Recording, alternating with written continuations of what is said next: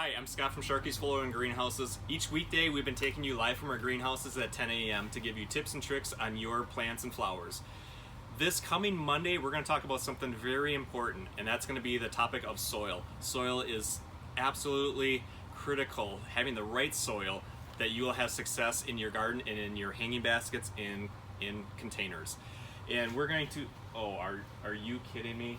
No, we're going to be talking about this stuff right here because we want you to have success. And where'd you get this from? The lady at the store told me to get it. At the grocery store? Yeah. Does the lady at the grocery store grow millions of flowers? Come to think of it, I don't think she even has a garden. Right, so she probably doesn't know what she's talking about. Listen to us, come join us at 10 a.m.